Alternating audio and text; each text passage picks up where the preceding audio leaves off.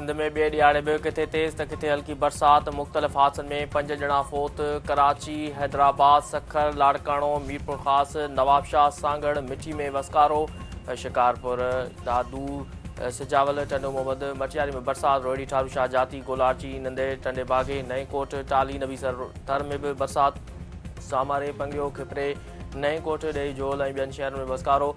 गोलाची, गढ़ी, सन ऐं ॿियनि इलाइक़नि में मींहुं। केतिरनि इलाइक़नि में बिजली बंदि। रोहिड़ी में घर जी छिति किरण सबबि 3 ॿार फ़ौत, 2 ज़ख़्मी। सखर में घर जी भिति किरण सबबि 1 फ़ौत। उमरकोट में वेझे किरण सबबि 1 ॼणो हयाती विञाए वेठो। जमपीर में नयूं वही अचण सबबि जमपीर ऐं ठठे जूं ज़मीनूं रस्तो बंदि।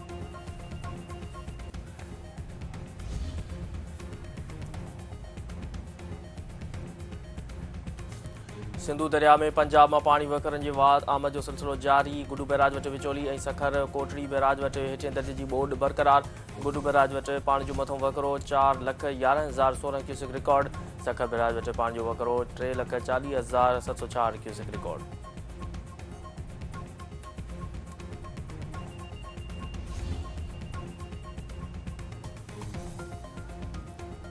सीनियर सूबाई वज़ीर शजील इनाम मेमन चयो आहे त पंजनद ऐं टिमुही वटि सभ खां वधीक ख़तरनाक सूरत-हाल आहे। गुडू, सखर ऐं कोटड़ी वटि हालतूं कंट्रोल में आहिनि।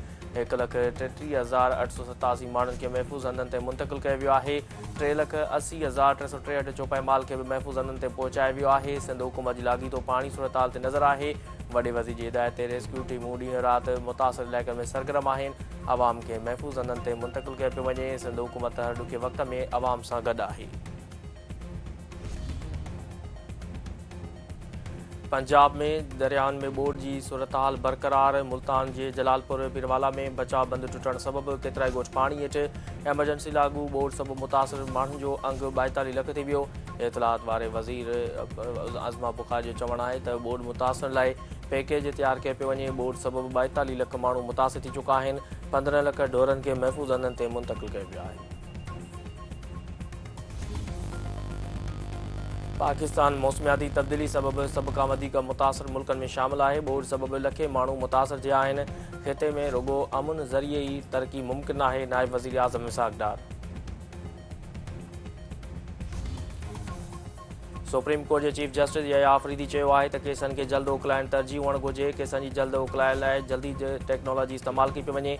टेक्नोलॉजी जे इस्तेमाल सां अदालती निज़ाम खे असराइतो बणाए पियो वञे। अदालतुनि में ई सर्विसिस जी शुरूआति कई वई आहे। इंसाफ़ जे निज़ाम में मसनूई ज़हानत जो इस्तेमालु थियणु घुरिजे। हलंदड़ साल समूरियुनि अदालतुनि में सोलर सिस्टम लॻाया वेंदा। पाकिस्तान स्टॉक मार्केट पहिरियों भेरो 1,56,000 पॉइंट्स जी हद पार करे वई। 100 इंडेक्स में 1,600 पॉइंट्स जो इज़ाफ़ो। वज़ीर आज़म शहबाज़ शरीफ़ जो चवणु आहे त स्टॉक एक्सचेंज में तेज़ी कारोबारी माण्हुनि ऐं सीड़पकारनि ते हुकूमत जे एतमाद जो नतीजो आहे।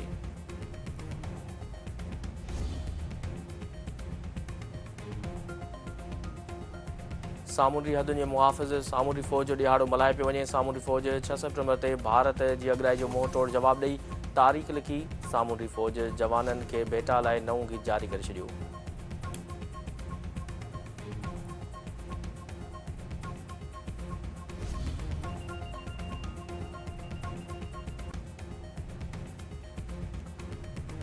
जतोई भाइरनि ख़िलाफ़ मोरे वाक़े समेत 5 केसनि जी ॿुधणी 19 सेप्टेम्बर ताईं मुलतवी। NPP अॻुवाण ग़ुलाम मुर्ज़ा जतोई ऐं मसरूर जतोई नौशेरो फ़िरोज़ी दहशतगर्दी जी ख़ात्मे वारी अदालत में पेश। मसरूर जतोई जो चवणु आहे त ज़ेन शाह ऐं संदनि ख़िलाफ़ सियासी इंतकामी कार्रवायूं थी रहियूं आहिनि। हुकूमत जमहूरी न पर फार्म 47 जी पैदावार आहे। सिंध जे अवाम खे ॿोॾ जे अंग नखरनि जी दुरुस्त ॼाण मिलणु घुरिजे।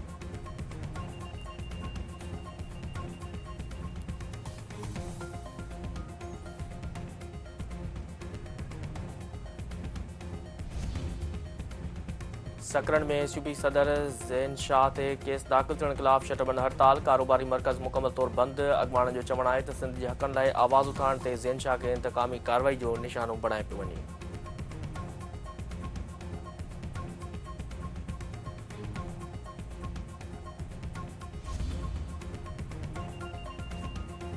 भिड़शा में हथियारबंदनि हथां क़तलु थियल नौजवान जे वारसनि जो लाश रखी धरणो। नेशनल हाईवे ते धरणे सबबि ट्रैफ़िक मुअतल। वारसनि जो चवणु आहे त हथियारबंदनि हिकु नौजवान खे क़तलु ऐं हिक खे ज़ख़्मी कयो आहे। पुलिस जवाबदारनि ख़िलाफ़ कंहिं बि क़िस्म जी कार्रवाई न कई आहे। 4 ॾींहनि खां पोइ क़तलु थियल नौजवान जो लाश रखी धरणो। नेशनल हाईवे ते धरणे सबबि ट्रैफ़िक मुअतल। वारसनि जो चवणु आहे त हथियारबंदनि हिकु नौजवान खे क़तलु ऐं हिक खे ज़ख़्मी कयो आहे। पुलिस जवाबदारनि ख़िलाफ़ कंहिं बि क़िस्म जी कार्रवाई न कई आहे।